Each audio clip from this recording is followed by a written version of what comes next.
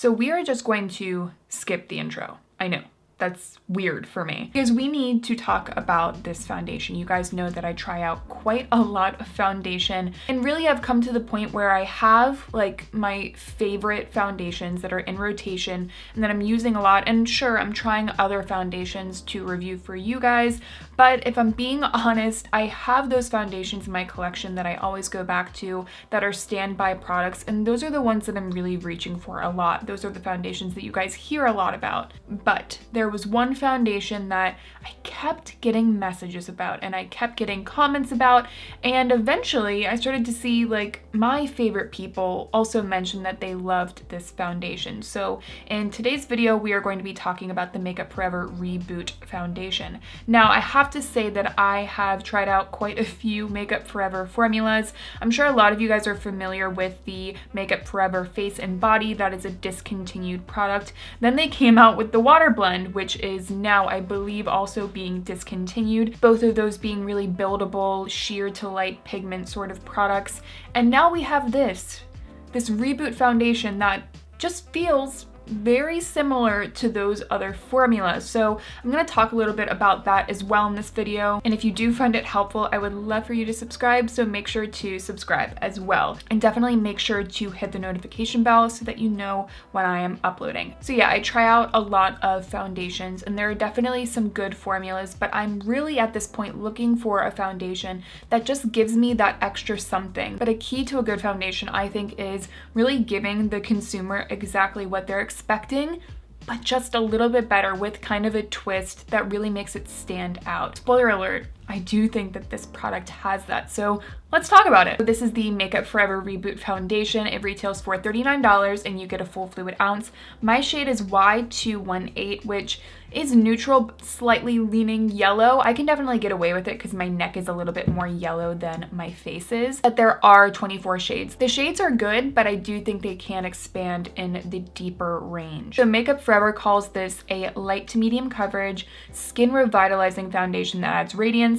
It gives you a satin finish while being hydrating, smoothing and firming the skin for 24 hours. But something else I really love about this foundation is that Makeup Forever flat out says this is ideal for normal to dry skin types. I feel like a lot of brands feel the need to say this is great for everyone, this is great for all skin types, but we definitely know better. We know that most foundations are formulated for a certain skin type or one or two skin types. You can definitely mix and use other makeup products to make a foundation work better for you depending on your skin type, but I love that Makeup Forever owned that about this product. Another thing that I think is really interesting and noteworthy about how they describe the formula is that they say that it will give the skin radiance, but it will be more of a satin finish. That sort of subtle wording I think is really important when you go in and look at this formula, because if you think about it, you know, more of a radiant finish would imply dewy. But saying that this is a radiant satin finish, I think is a really accurate way to actually describe the finish of the foundation. It is what I'm wearing on my skin today. Probably good to note though that I do have quite a dewy primer under this, so it isn't 100% true to the actual finish of the foundation if you were just going to put it on bare skin. But let's talk about the way that this applies first of all. So I've already mentioned and gave away the spoiler that I really like this foundation a lot, but you know, how you apply the foundation, what kind of primer you use under it, all of that's really going to give you a different result. So I really like to go over that in depth with you guys. The first time that I wore this, I was immediately like stunned. I absolutely loved the way that it applied. It has a very liquidy texture to it. It definitely feels hydrating, but it's not heavy on the skin whatsoever. I think what's really notable about this is that it really just spreads so evenly and really melts into the skin in such a beautiful, beautiful way. I knew I was going to get along with this product just by the way that it applied to the skin. I would say this is definitely a sheer to light coverage, but it can build upon itself. I love a buildable foundation because I can build it up in the areas where I want it, kind of sheer it out in the other areas that I don't want a lot of coverage. So this foundation is really good for that. But keeping in mind that this isn't going to give you a ton ton of coverage. But really immediately what made this foundation sort of stand out to me was that sort of melting into the skin quality. This wants to look like skin when it's applied. But I did notice that it was pilling up a touch, very, very slightly in some areas of my skin. In particular, I do have a touch of texture over on this cheek. I am on retin-A, so I do get occasional peeling because of that. And I did notice it would cling to that area just a touch. And funny enough, it didn't cling to that area in a way that I get with most of my foundations, but it did remind me quite a lot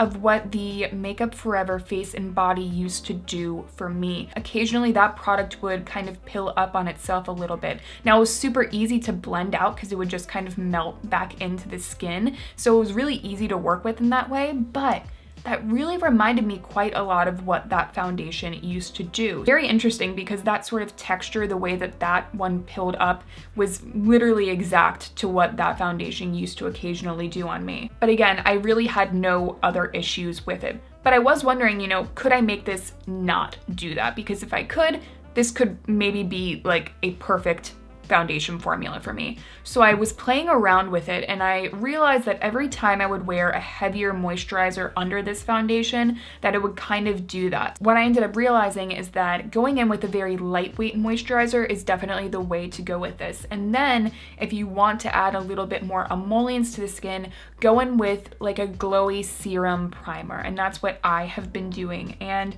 let me tell you, the proof is in the pudding. It is really a match made in heaven when that happens. And I do not experience any of that weird pilling, any of the clinging of texture. Did I really have an eyelash on my cheek this whole video? So yeah, I didn't experience any of that when I used that technique. So my preferred way to apply this is, again, because it's so liquidy, I like to go in with my fingers and kind of spread it and melt it onto the skin. I also find that I get more coverage with the product when I do that. And then I will go in with a dry sponge and kind of buff it into the skin, a little bit of spreading and buffing, and I think that it just looks so skin-like. This is one of those foundations that is really unique to me because there's a lot of skin-like foundations that just look like good skin, and those are some of my absolute favorite foundations. But what makes this different is that it is an elevated skin-like finish. Remember when we were talking about how this says that it is a satin finish that gives radiance? I think that that is such an accurate way to describe it because you can see my skin looks radiant and healthy, but it's not a super, super dewy finish. And I love that about this foundation. It is somehow both skin-like and radiant at the same time. But I do think the one thing that makes this foundation truly stand out is that it both melts on the skin and looks like skin, and also has this blurring effect that I didn't even really know was possible in such a thin, sheer coverage kind of foundation. It just melts and blurs the skin as it's moving across it. It's so beautiful. It really does look natural though. It doesn't look like an airbrush foundation product. It just looks like softly airbrushed skin. Just like if your skin was in its best condition and the texture was just slightly blurred, I mean, that is what it looks like. I am very, very impressed with the overall finish and the overall look of my skin when I've applied this. I love that it just looks like skin. And I actually asked my boyfriend what he thought about my foundation when I had it on, and he just said that it looked really smooth.